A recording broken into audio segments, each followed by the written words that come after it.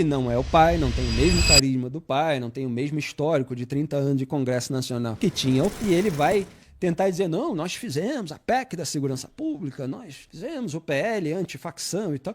Tudo isso que é motivo de treta sobre o conteúdo no Congresso Nacional, porque a oposição vai e mexe, aí um senador mais independente como Alessandro Vieira melhora um pouquinho, ou mesmo assim é contestado. Mas isso não está ainda na prática, isso ainda não surtiu os efeitos para o cidadão se sente inseguro, nós nos sentimos inseguros, andando em grandes cidades. Então tem muito telhado de vidro para ser explorado. Só que do outro lado, em vez de você ter uma figura capaz de explorar o telhado de vidro com alguma autoridade moral e administrativa, está se aventando a candidatura de Flávio Bolsonaro. Tem um monte de telhado de vidro. Então, isso acaba neutralizando os pontos negativos e fracos do Lula. E repito o que eu falei aqui da última vez, que é para depois não ter corte e tal. No Brasil, muita coisa pode acontecer e como o PT, o Lula, a esquerda de maneira geral, se envolve em um monte de escândalo, é hipócrita em muita coisa, pode acontecer um monte de coisas novas aí que vão gerar um desgaste e tal, e essa é a esperança da família Bolsonaro. Eles falam assim, cara, ok, tá, pode ser que tenha outro, como o Tarcísio, que talvez tivesse mais chance, então não interessa, né? Eles estão preocupados com eles próprios, estão preocupados em tirar o Jair da cadeia e conseguir de todas as maneiras voltar ao poder e tal. Então, assim, tem podre do outro lado e na dúvida vai ter gente que vai escolher a gente, então vamos arriscar e que se dane se o Brasil for sacrificado. Essa é a visão bolsonarista, né? Eles estão dispostos, mostraram isso várias vezes, no caso do tarifaço, lá atrás, no caso da Lava Toga, estão dispostos a sacrificar o Brasil para garantir a impunidade ou liberdade, dependendo do juízo que você faça, da família, né? Lá atrás foi por causa de rachadinha, agora é por causa da acusação de golpe. Você perde aí uma cartada forte que outros candidatos mais consistentes, com um histórico menos sujo, poderiam ter em relação ao Flávio. Mas, obviamente, tem muito discurso para que o Lula não seja reeleito. Por exemplo, o Supremo Tribunal Federal.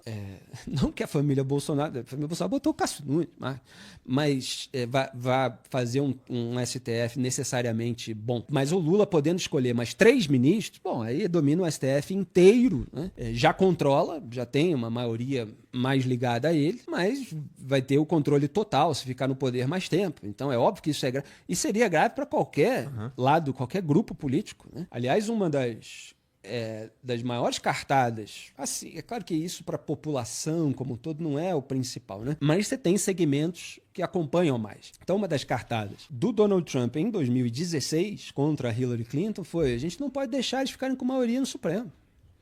É a Suprema Corte americana.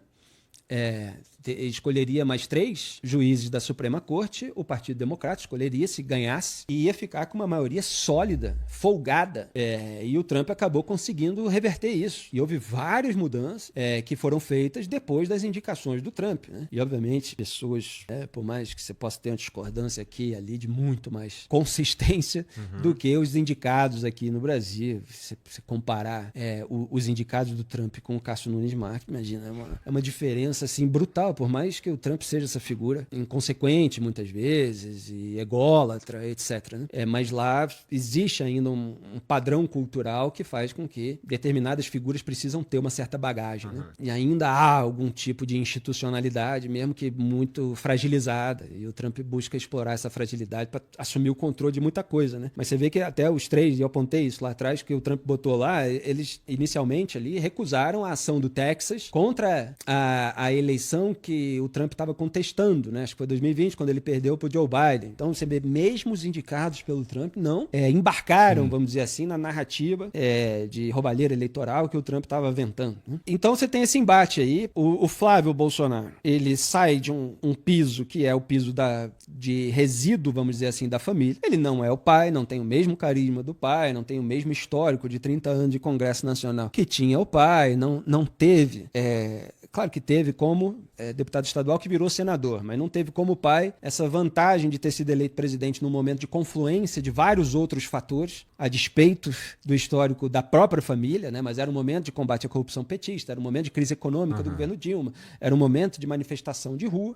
Então, o Lula, ele ocupou o campo da esquerda de uma maneira, não surgiu outras lideranças, tem várias possibilidades no campo da direita que está, da suposta direita e eventualmente da direita, que está muito pulverizada em razão dessas tretas em razão de ser refém de um sujeito que está preso. Então você tem pouca gente contestando ao longo dos últimos anos essa família, de modo que os governadores não batem de frente, ficam esperando cair de maduro a candidatura do Flávio.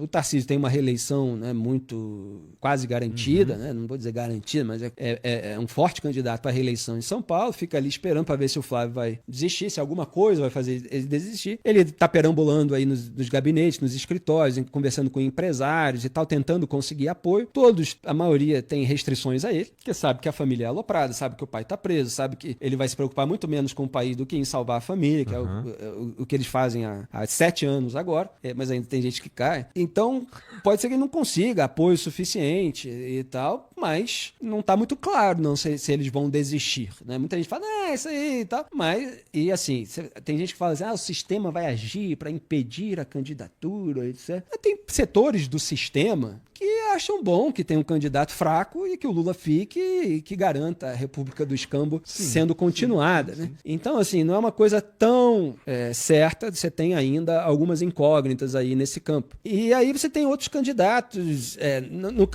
nesse campo antipetista. Com o Tarcísio, ele não vai bater de frente com o Flávio. Né? Então, precisa acontecer alguma pressão em cima do Flávio, o Flávio desistir, aí vai ter uma negociação entre eles e tal, para o Tarcísio entrar, que é uma hipótese que já está sendo diminuída e tal. O próprio Ciro Nogueira falou outro dia que já não acredita, não que o Ciro Nogueira seja parando para qualquer coisa. Aí cresce o nome do Ratinho Júnior, né? Governador também, lá da região sul do país, né?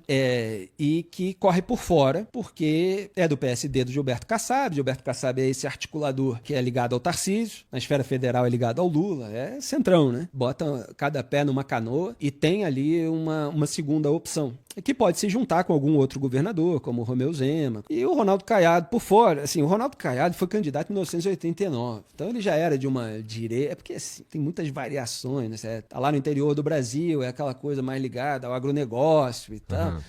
Nada é necessariamente todo aquele ideário da direita, mas já era um cara que estava à direita do PT lá na década de 80, né? Muito antes da ascensão da família Bolsonaro no cenário político nacional. Então esse tem um pouco mais de autoridade para falar em, vamos dizer assim, em antipetismo à direita, né? E aí você tem agora o MBL, que virou o Partido Missão, que está fazendo muito sucesso com determinados segmentos da juventude, ali 16 a 24 anos, né? Apareceu até em segundo numa pesquisa nessa faixa etária, que tem um engajamento de rede social, tem uma comunidade. Eles estão criando uma comunidade dentro de determinados princípios, valores, posições políticas, ideológicas, inclusive, que pode ser uma coisa de longo prazo a ser criada por essa geração, não necessariamente com resultado eleitoral tão imediato, mas o Renan Santos é esse candidato que está buscando. O Kim Kataguiri é um deputado federal que atua de uma maneira incisiva, com muito mais coerência do que a família Bolsonaro no Congresso Nacional, que aponta a sujeira bolsonarista, a sujeira lulista, mas obviamente eles também se envolvem um monte de treta, tem uma linguagem mais jovem e mais beligerante, que pode gerar engajamento por um lado, gerar afastamento e repúdio por outro, às vezes numa empolgação prega uma coisa, de que a militância tem que ser assim, como as outras são também e tal, e isso gera crítica nas redes sociais. Você tem lá um monte de embates agora, Nando Moura, outros influenciadores aí que criticam muito e tal. Então, mas é um discurso, vamos dizer assim, que está fora dessa polarização bolsonarismo e lulismo.